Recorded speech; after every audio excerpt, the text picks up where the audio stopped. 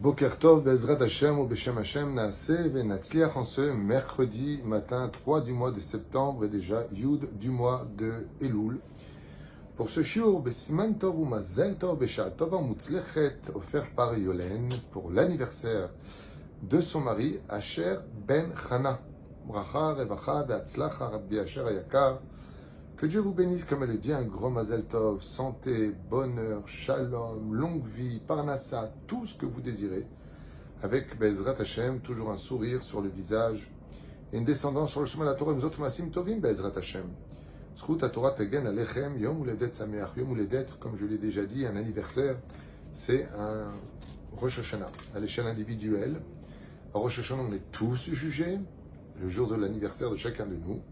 C'est nous seuls qui sommes jugés, donc c'est un jour où on prend des bénédictions, et c'est un jour où on fait des bénédictions, Bezrat Hashem, selon la tradition juive. On aura une pensée avec la permission de Yolène qui a pris ce shiur, pour son merveilleux mari, en ayant une pensée pour nos otages, tous nos chayalim. Une grande réfouache pour ma chère et tendre maman, Bezrat Hashem, Esther Bert Bat Musha, tout et tout.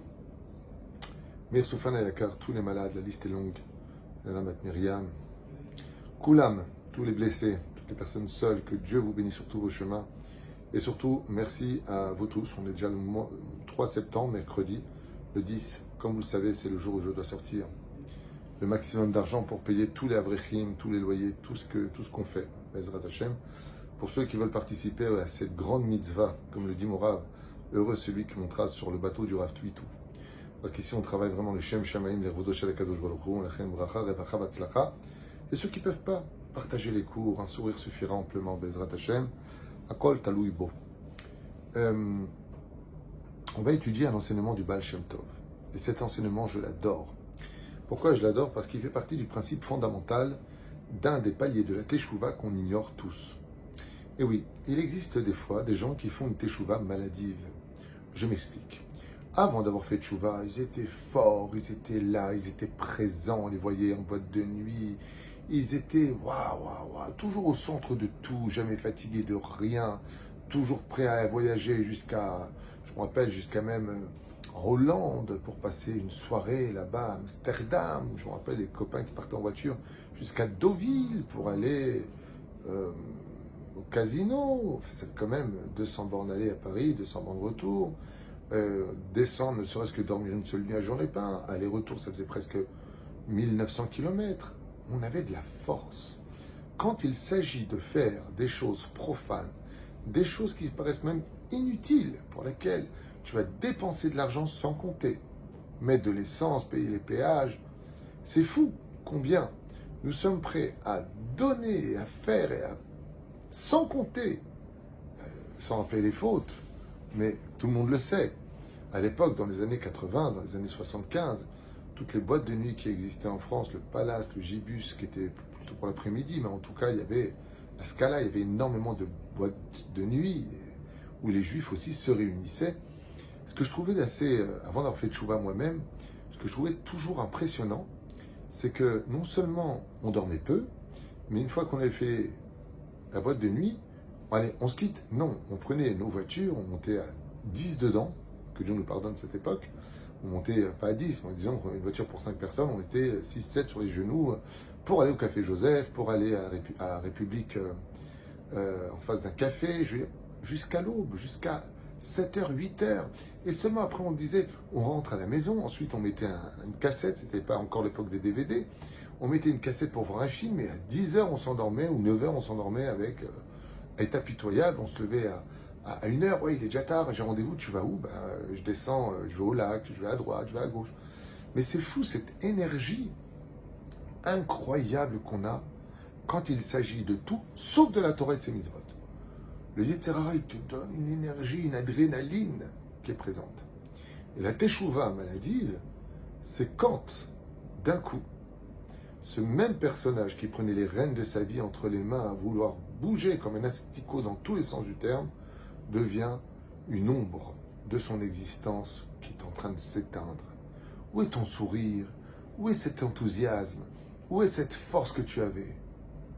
Je suis fatigué, je suis dans la chambre, j'en peux plus, je peux pas.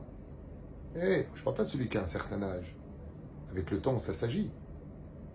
Mais de façon générale, tout le domaine de la Torah de ces mitzvot attend exactement les mêmes services que tu as donnés pour les choses qui étaient interdites par la Torah. Je veux un exemple. La vie est une école. J'ai connu quelqu'un avec qui j'ai grandi en France qui a fait sa alia. Il est venu en Israël et c'était un danseur né, incroyable. Quand il dansait en boîte de nuit, c'était la fièvre du samedi soir, la star. Il dansait, tout le monde, les mains, ouais, les mariages mélangés, ouais, les danseuses arabes, ouais, la totale. Très bien, la danse du ventre. Depuis qu'il a fait tchouva, dans les mariages séparés, j'ai été le voir un jour, je lui ai dit, mais qu'est-ce qui se passe chez toi? Il me dit, je sais pas, avant, t'étais pas. Et là, maintenant que c'est kadosh, maintenant que les hommes et les femmes sont séparés par une mechitza, on dirait un vieux à la retraite. C'était là. Où est le mec qui était prêt à casser les murs dans la danse, dans la joie Il m'a dit, c'est vrai, hein, t'as raison, c'est vrai, je me suis calmé. Mais non, nous dit la Torah. Mais non, nous dit le Baal Shem Tov. Comme la Gemara l'enseigne à propos de Rabbi Yochanan. Et oui, quand il allait au mikvé, Rabbi Yochanan était aussi beau que Yosef et Tzadik. Et il avait une longue chevelure parce qu'il était nazir. Il était prêtre et donc il ne touchait pas ses cheveux comme le demande la halakha. Et alors qu'il allait se purifier dans une espèce de rivière, un homme très puissant, chef de la mafia de l'époque, le voit de dos. Il était tellement pur et grandiose qu'il a pris pour une femme. Il fait un saut très important pour atterrir dans l'eau. Il n'y avait pas beaucoup d'eau, peut-être 1 mètre d'eau. Mais la chute, la hauteur était impressionnante. Et il a sauté. Quand il a retourné, en lui disant, dis-moi, toi, comment tu t'appelles? Il a vu Rabbi Yochanan. Choqué, il a dit, Mechila, je ne savais pas que vous étiez un homme, et encore moins Rabbi Yochanan. Rabbi Yochanan regarde la hauteur pour laquelle il a pris un risque pour une femme.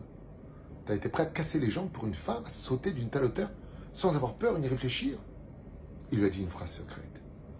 D'abord, il lui a dit, regarde, si ma beauté t'intéresse, j'ai une sœur jumelle qui est encore plus belle que moi. Je te la donne pour épouse. Mais à une condition.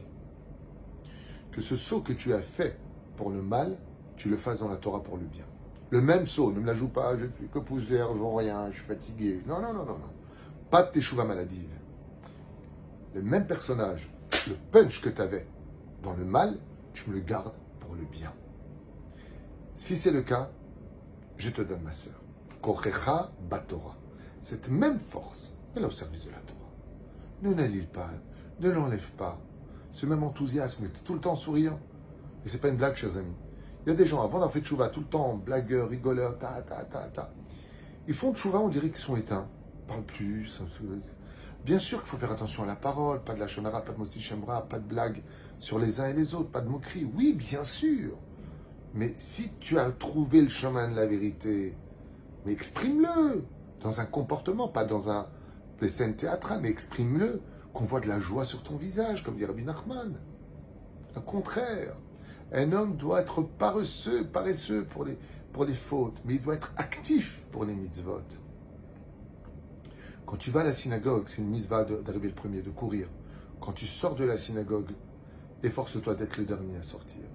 Quand il s'agit de quitter la Torah, là t'es faible, là t'es triste, là t'es paresseux. Mais quand il s'agit de la Torah, comme celui qui monte à la Torah, pour aller à la Torah, on prend le chemin le plus court. Pour monter à la Torah, le jeudi, le lundi et le Shabbat, ou Yom Tov, on prend le chemin le plus court pour aller. Et quand on redescend du Sefer Torah, on prend le chemin le plus long pour rejoindre sa place. Pourquoi? Pour rester le plus possible à la distance de cette Torah. Si on ne le fait pas, alors le Yetzer Hara se moque de notre Teshuvah. Et il dit à Dieu, tu vois Hachem, c'est vrai que maintenant il ne fait plus le mal, mais regarde dans quelles conditions il te sert. Tandis que moi, quand il m'écoutait, il tapait des mains, c'était la teuf. Il était tout le temps joyeux, jamais fatigué, et moi, et je paye, et je fais. Et maintenant, pour la tzedaka, il compte. Alors que pour offrir des boissons pour frimer devant les filles, il dépensait, et moi je fais, et moi je donne. Il faut bien s'éclater dans la vie. Qu'est-ce qui reste de tout ça? Une cirrhose, de la fatigue, et t'as perdu ton oseille. Qu'est-ce qui reste de tout ça? Rien. Reine, la vraie tchouva, c'est quand le Baal Shem Tov nous dit, cette même force que tu avais de veiller la nuit, pour les boîtes de nuit, tu la gardes pour étudier la Torah. Les choses sont claires, entrant dans le texte. כך אומר מורנו הרב Rabbi Israël Baal Shem Tov Ben Eliezer Bessara. À propos du verset, Kitetzal milchama al vivecha, qui sortira en guerre contre ton ennemi, le Yetzer Hara. Untanu Hashem Elokecha, l'Éternel ton Dieu te le mettra entre tes mains, Beshavita Shivo, et tu reviendras avec un otage. Qui est cet otage? La force dont je vous ai parlé. C'est ce même enthousiasme, cette joie, cette force, cette envie, cette attente, cet engouement. Garde-le, garde-le. Tu diriges juste vers le bien. Ce que tu es de puissant pour le mal, tu gardes cette même puissance pour le bien. C'est là, pas shoot. Baal Shem Tov Akadosh nous dit, Aïn kshata yotze leilachem beyetzer hara, le jour où tu feras tchouva et que tu sortiras enfin en guerre contre ton Yetzer Hara, à te rendre droit aux yeux de Dieu, de sa halacha et de chaque juif. Asheru nechshav keoyev lecha, car il n'existe pas un plus grand ennemi pour l'homme que son propre Yetzer Hara. Veshavit ashivyo, la guerre ne sera pas suffisante. Faire tes tchouva ne suffit pas, dit le Baal Shem Tov. Tu dois prendre avec toi quelque part quelque chose de puissant avec toi. Ramène un otage avec toi. Qui était cet otage? C'est cette force que tu avais de faire le mal. Lomar Tilmad, Mimeno et Shitot Amilchama, Shelo Kenegdecha. Apprends du mal,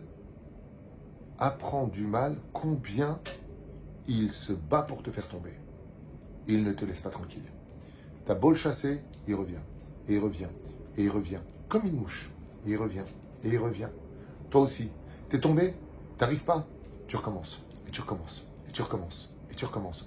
Comme fait Yetzer Hara dit Baal Shem Tov, toi tu fais. Comme il agit, tu agis. Le Yetzer Hara ne se décourage jamais jusqu'à ta mort de te faire tomber. Ne te décourage donc jamais jusqu'à ta mort de devenir meilleur et de faire tes shuvah. Et Chitotav, car les ruses et les feintes, la façon, les méthodes du Yetzer Hara sont un très grand enseignement pour chaque juif. Ubezratam tilcham lachem. Prends la force du Yetzer Hara, prends sa méthode, sa façon d'agir, et mets-le au service divin. Toi aussi, comme disait le roi David, quand la nuit, il dormait si peu, il entendait, comme dit la Gemara dans Maseret Brachot de Gimel, marqué là-bas que le vent rentrait et qu'il caressait sa harpe, qui le réveillait. Il avait une envie physique d'aller vers une de ses femmes. Comme ça nous disent les Chachamim. Il se levait, il y allait. Seulement, à gauche, c'était la chambre d'une de ses concubines. À droite, c'était le Beth Midrash. Le roi David allait avec enthousiasme, comme si qu'elle allait chez la femme, et au lieu de prendre à gauche, il prenait à droite. Il allait étudier la Torah toute la nuit. Pérouche d'abord que apprends du Yetzer Hara. Prends la force, non pas, ne suis pas son chemin jusqu'au bout, mais prends le chemin que lui prend pour faire le bien. Quel? Lachen katuv veshavita shivyo, shitikar tchouva im shivyo, shitikar beshevi et chitot amilchama. Et donc, quel est cet otage qu'on nous demande de prendre? Eh bien, la façon de faire du Yetzer Hara. Vous savez pourquoi on fait Machatzit HaShekel pour la fête de Purim, hormis la mitzvah de le faire dans la Torah? Mais la raison pour laquelle on fait Machatzit HaShekel, c'est que Haman, il a été prêt à se ruiner pour tuer des Juifs. Il a donné Esser Elef Kikar Kesef à Achashverosh. C'est comme tu dirais aujourd'hui l'équivalent de peut-être 7 milliards de dollars pour tuer les Juifs. Alors Dieu nous dit combien vous êtes prêts à payer pour vivre. Nos ennemis sont prêts à dépenser tout l'armement du monde entier pour nous exterminer. À rester dans le froid, dans le chaud, attendre des heures devant l'aéroport, devant des hôtels où il y a des Juifs. Et ils attendent. Mais ils ont rien d'autre à faire dans leur vie. Ils n'avaient pas une vie plus intéressante que de casser des Juifs avec des drapeaux, avec des pierres à jeter. Pourquoi? Pour nous avoir. Pour nous faire du mal. Combien toi tu es prêt à rester sous la pluie à attendre que le Beth Midrash souffle pour aller étudier la Torah? Combien toi tu es prêt à donner dans ce monde, comme tu donnais si facilement à des boîtes de nuit, des bouteilles à 1000 francs à l'époque? Bouteille de whisky, 1000 francs. 2000 francs la bouteille, 3000 francs la bouteille de champagne. Et tu dépenses sans compter. Bah ouais, je m'éclate. Qu'est-ce qui te reste? Le Baal Shem Tov, il te dit, Veshavit Ashivyo, ce que tu dois prendre dans ton sac, dans ta teshuva, c'est cette même puissance dans tous les domaines que tu as mis pour le mal, tu mets pour le bien. Comme le disent dans Chachamim, dans le Tikkun de Rabbeinu Nissim, qu'on dira à Yom Kippour, que ces mêmes gens qui m'ont emmené avec enthousiasme vers le bas, comme vous le savez, on a souvent dit Quand il s'agit de boîte de nuit, c'est toujours des escaliers qui descendent. Quand il s'agit de bête midrash ou de synagogue, c'est toujours des escaliers qui montent. Ouais. C'est même engouement, cette même puissance que tu avais de ne pas être fatigué pour aller à la plage, pour voir les filles, pour bronzer, pour manger une glace qui n'est pas cachère, le pambagna, cette même force, tu la gardes pour aller au bête midrash. Sans fatigue, sans rien. Avec ce mot, j'adore étudier la Torah. J'adore le Neptune. J'adore ce restaurant. J'adore cette fille. J'adore ce film. J'adore rien du tout. Dors avec eux et adore Dieu. Binyande, le Baal Shem Tov donne un machal et ma'adavar domé. Le Baal Shem Tov nous donne ici un très bel exemple qui dit machal et ma'adavar domé. À quoi cela ressemble? Les ganav, chez Darko, Mishitato, l'ikanes balayla. Bli, el bata abriot. Qu'est-ce que fait le voleur? Il attend que la nuit arrive pour ne pas être vu. Ensuite, il pénètre dans des maisons où il y a des choses intéressantes à voler. Et le chemin des voleurs, c'est surtout de ne pas faire de bruit. Mais sheket mukhlat, dans un silence absolu, pour ne pas se faire remarquer. Donc pour pouvoir voler sans se faire attraper. Voici qu'un jour est arrivé un voleur, dit le Baal Shem Tov, dans une maison pour la voler. Mais le propriétaire des lieux était présent, dans sa chambre, et il a entendu qu'on trafiquait la porte malgré tout. Tout de suite, il décida de descendre et de ne pas faire de bruit non plus, comme le voleur, de marcher comme lui, exactement dans la même finesse. À un tel point que le voleur, dit le Baal Shem Tov, était sûr que comme il n'a pas fait de bruit, personne n'a entendu. Et le propriétaire des lieux, il a fait exactement comme lui. Doucement, doucement, doucement, il s'est caché. Doucement, il a utilisé les mêmes principes du voleur. Mais car, Ahmad Balabayit Besheket. Et très doucement, il ne s'est pas mis dans la lumière, là où il y avait un peu de lumière de la lune. Il s'est mis dans l'obscurité, comme fait le voleur, pour ne pas être vu à l'extérieur. Mais Keren Zavit, il s'est mis dans un endroit, dans un angle sombre, à tel point que le voleur lui-même n'a eu aucun doute qu'il était seul dans la maison. Et au moment où le voleur est passé juste devant lui, Kafat Salav, Balabait. Il s'est jeté sur lui, en lui faisant extrêmement peur, tout comme un voleur, quand tu découvres qu'il est chez toi en pleine nuit, tu as hyper peur. Il a hurlé sur lui, il l'a attrapé, donc il lui a remis sur lui en fin de compte la peur, qu'il a mis en panique, qu'il a fait tomber par terre, il est rentré en panique, et là il l'a attrapé, et ils ont pu l'arrêter. Et il lui a dit, mais c'est incroyable, le voleur lui dit au propriétaire de la maison, mais comme vous avez fait, je vous ai même pas entendu. Et le propriétaire, il lui a dit, j'ai appris de toi comment m'infiltrer sans être vu dans l'obscurité, loin du regard. Car, nous dit le Baal Shem Tov, car derer shel tshuva amitit, ainsi est le vrai chemin de la teshuva.